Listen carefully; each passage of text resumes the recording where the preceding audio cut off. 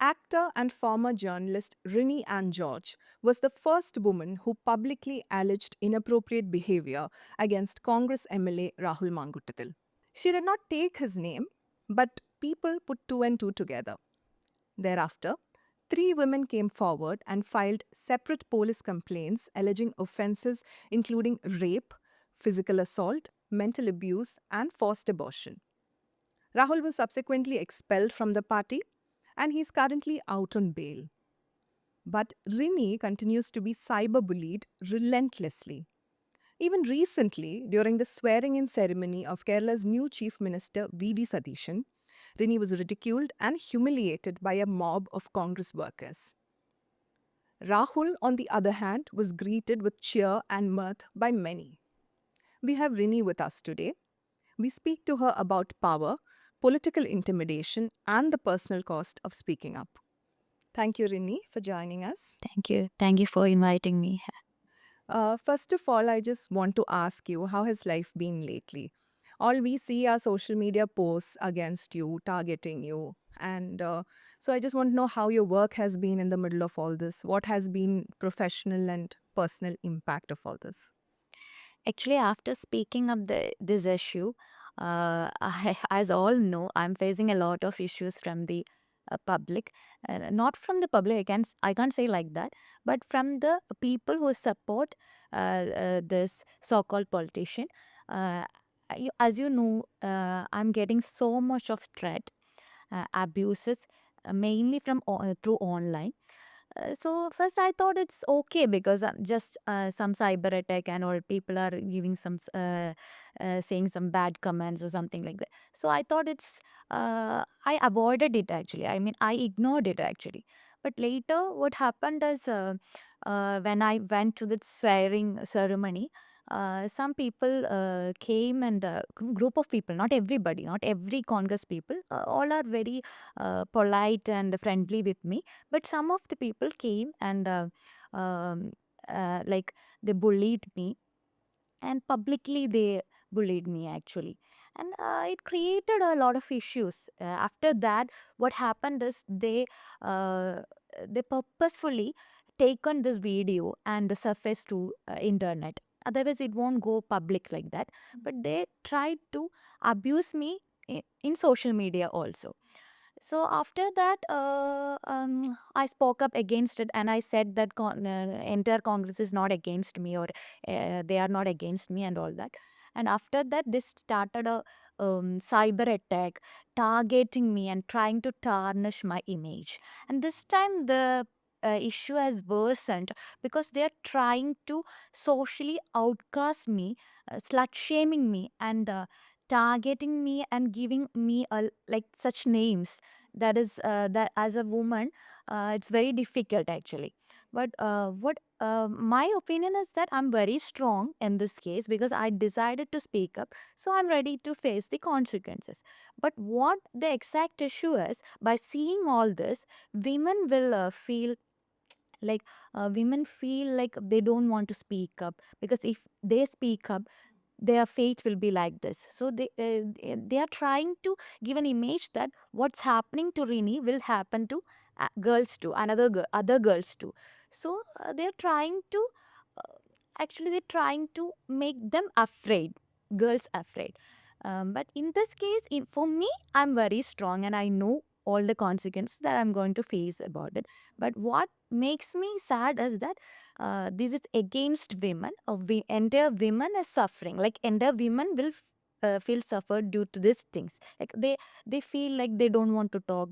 If they talk about these abuses and all, the same fate will come to them. So when you talk about consequences, you're talking about how you are you feel strong enough at this point to face consequences. So now that is, I'm assuming you're talking about the mental health and the credibility impact of the problem. How has your work been? You're someone who works in advertising and you're an actor. So Actually, this film career, all these careers are, they only want women who adjust with anything. The women who are bold and speak up, they are not encouraged actually. We all know about the examples of Parvati Tiruvot and all. If any girl, if any actress spoke something boldly, they are not allowed actually. They are not treated equally. They are not encouraged after that. So, feeling field in these fields only encourage such women who adjust with everything and who can go through anything, any issues, and they have to keep silent. This is what a film field, they are only encouraging such people, such women.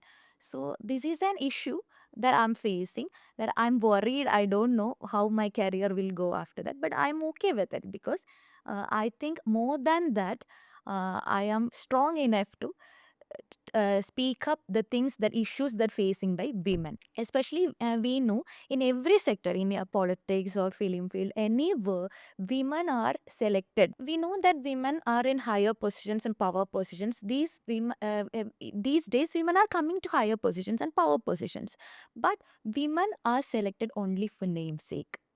If they speak up, they are ignored. Late after that, they are so they are outcasted from the society. This is happening. We know recently in Amma issue, AMMA issue, Ansiba is facing the same.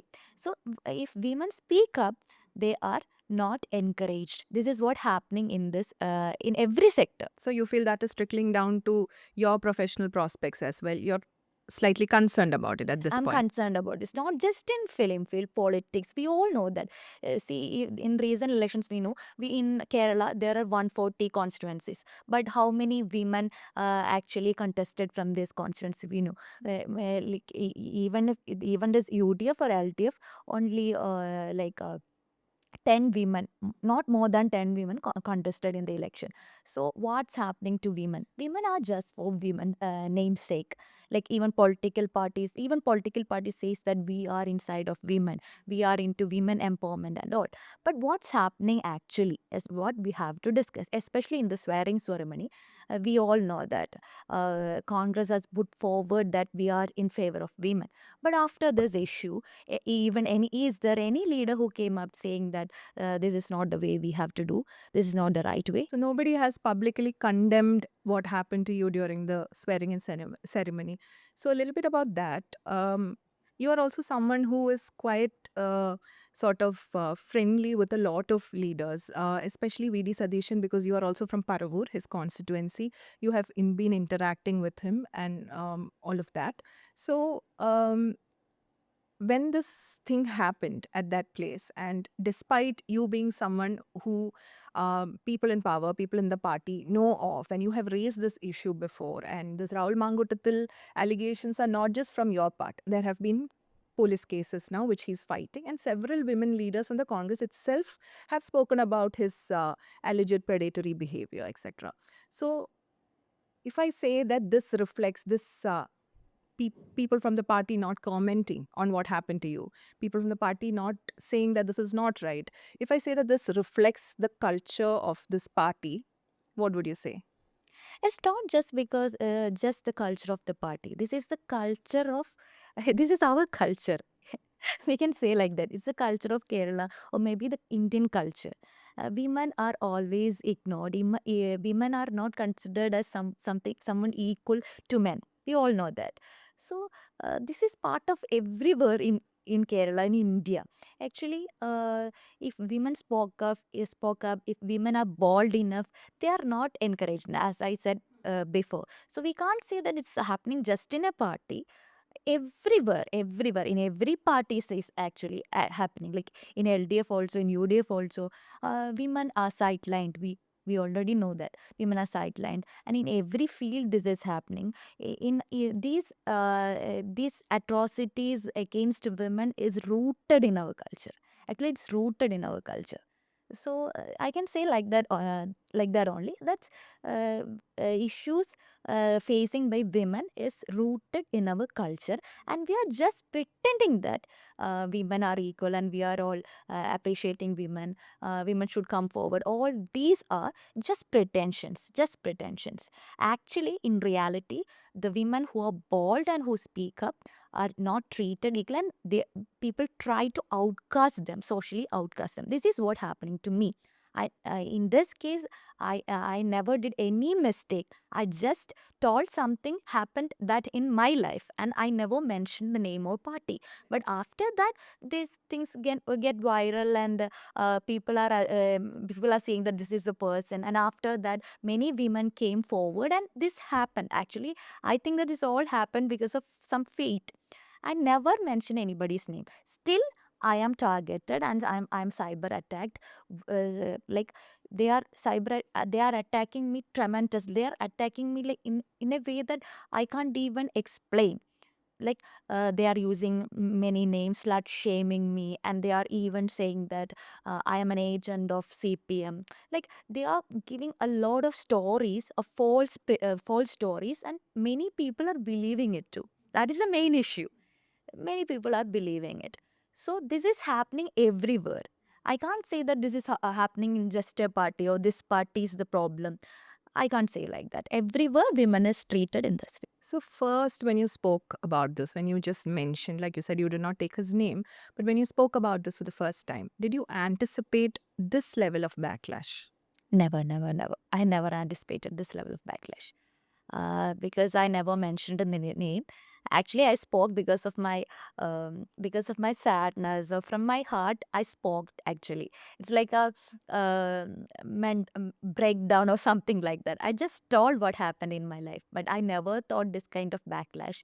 And also, if some kind of issues came up, I thought it will last only for 2 or 3 weeks or something. But this is happening from last 9, 10 months. I'm facing this issue. If I go out, some people will come and say bad things about me. Like, if I go to Congress party's program or somewhere, everyone is trying to backlash me. I never thought this could happen. This could backlash will happen to me. I never thought. Has there been anybody from the party, Congress leaders, who have privately told you that the alleged expelled MLA Rahul Mamkoothathil is problematic, or that they have found that the allegations seem to have some merit, because a lot of people have been coming forward and speaking about it? Is there anybody in the Congress who has spoken to you like that, and who has reassured you privately but has distanced themselves publicly, I mean, without taking names, maybe? Yes, that happened actually. Like, not just one or two, many leaders have told me that this issues is there, and we all know that, and we all are supporting you. And but they are afraid to speak up actually, because if they supported me publicly, they will also get attacked by the people and all. So, Rini, looking at this from the outside, Rahul is a young politician. Yes, he was a promising name of the Congress. Yes. But you spoke about how you were threatened, you're threatened outcast. There is this whole online campaign against you. And you kept mentioning they outcast me, they attack me, they slut shame me.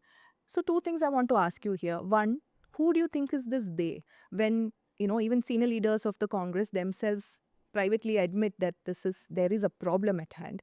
Who is this they that are lobbying for this very young politician? And what kind of, do you think, I mean, what, in your understanding, what kind of bargaining power does Rahul Mamkootathil have, that there is this huge online campaign against you, or even among the other, against the other survivors? I don't know about it actually, because some people are supporting that person. Anyway, I'm not. I never mentioned his name or anything. I just supported the women who are the victims. That was my. I said from the earlier that I'm supporting the victims, because as a woman I have to support the victims, and I don't know who is trying to do all this cyber attacks and all. Maybe some people are there. I don't know about it actually.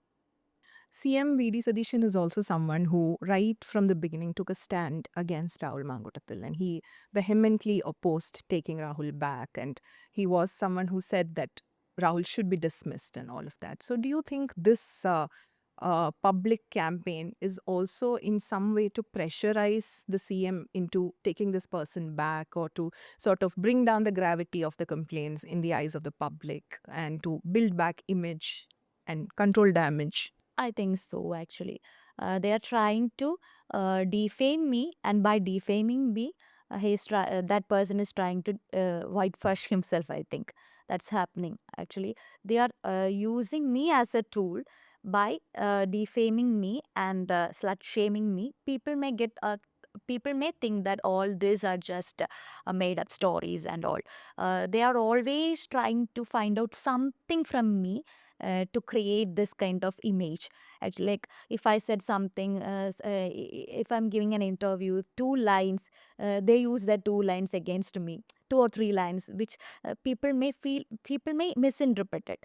Some sentences that may mistook, they take that 2 sentences or 3 sentences and make reels from out of that. So people are not ready to see the 30 minutes or 40 minutes interview fully, but they will obviously watch this 30 seconds or 25 seconds reels. So from that they are falsely getting an image that this woman is something bad or someone who is very bad. And also even my dressing styles also, it's my personal choice which dress I should wear and which not to wear.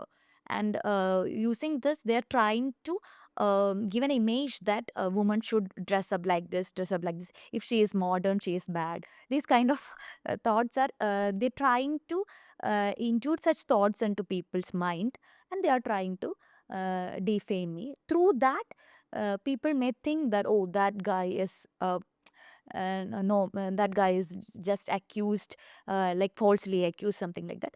And they're trying to whitewash him using my image by defaming me. So you're saying that a general patriarchal, sexist context that is there out there in society is being capitalized into and used against you. Yes, yes, that's the thing. Then people have thought that people are like they are giving importance to patriarchy, and women are considered as someone secondary. And these kind of thoughts, these people who is creating these reels and all know this attitude of general public. They are using against me and making an image out of it and trying to socially outcast me. So, Rini, from what I understand and from what senior women leaders of the Congress have also spoken about when this whole allegations came up against Rahul Mamkootathil, is that there have been several complaints of several degrees, even within the party, from women in the party and outside. And like you said, people in the party are aware of this.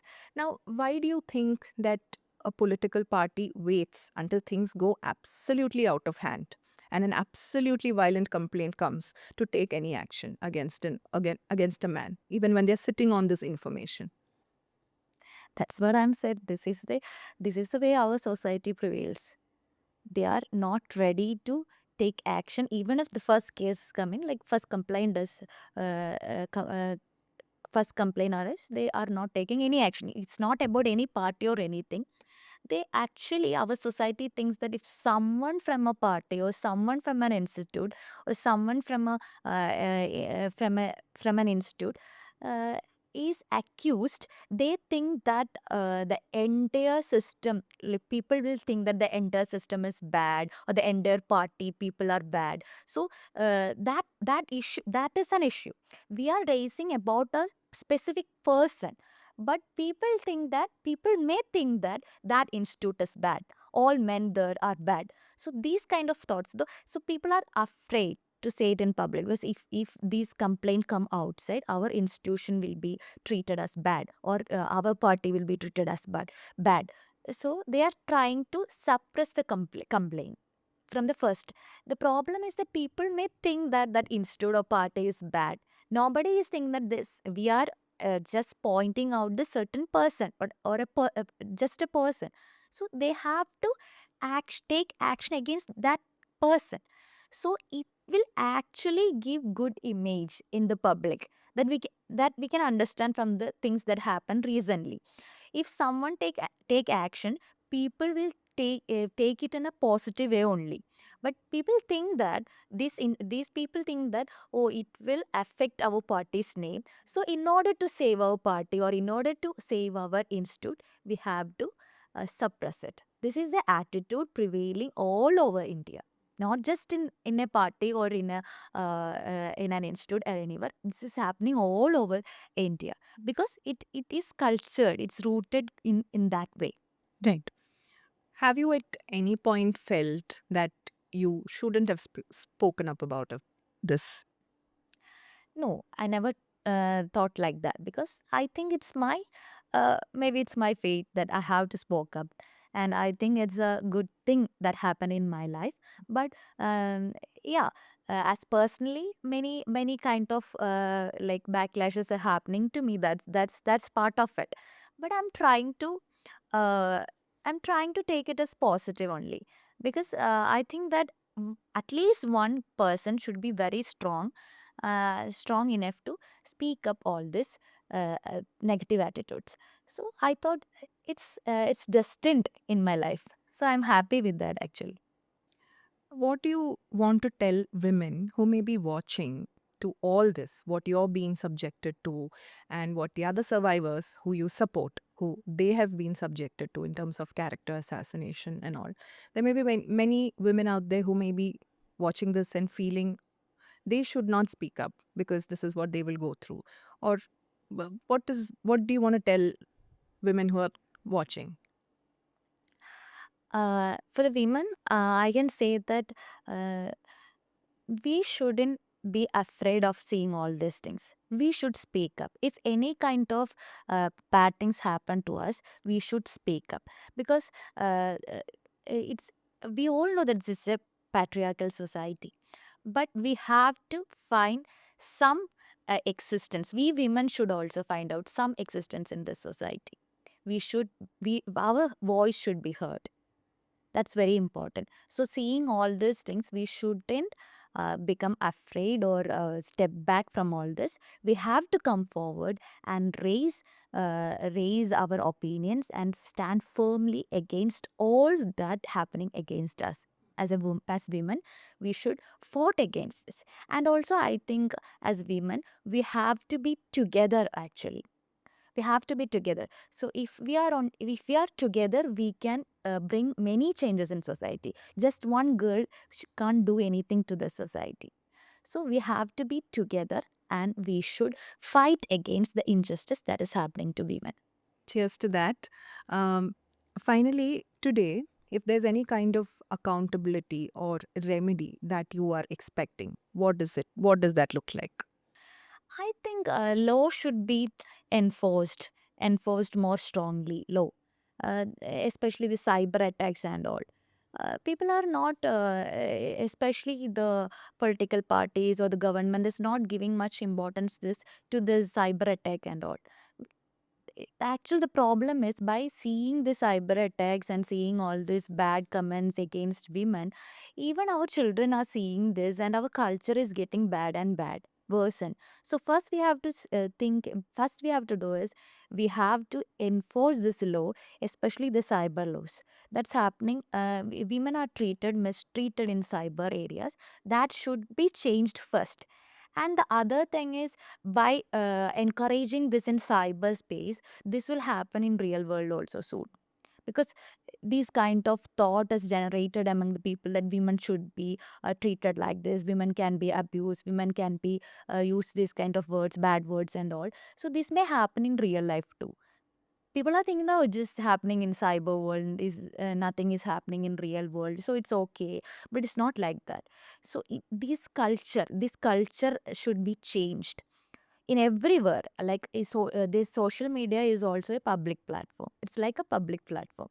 As we traveling in a bus or traveling in a going outside, we have to keep some etiquette. The same thing should be happened in cyber areas also. The first thing have to be first thing that have to change is in the cyber area. Like, women should be treated equal in cyber areas. If someone is saying some opinion, or someone is dressing according to their will, no one has the right to say bad things about that women. So first we have to do that. And the abuses and rapes against women, they should be strictly punished. Law should be enforced. That is the main thing we have to do. Then yeah, as we have to create a thought that women and men are equal, and this is not the way women should be treated in everywhere. Like, not just in cyber area, not just in real world, everywhere women should be treated as equal and modestly. Thank you, Rini. Thank you for speaking to us. For those of you watching, like I said in the beginning, this is a conversation on power, on political intimidation, and on the personal cost of speaking up. We at the News Minute have been following stories like this. We have been talking to women, to survivors, because these voices are important. So if you agree with our journalism, you can power us by becoming a subscriber. Scan the QR code on the screen or log on to the News Minute website and become a subscriber. Thank you.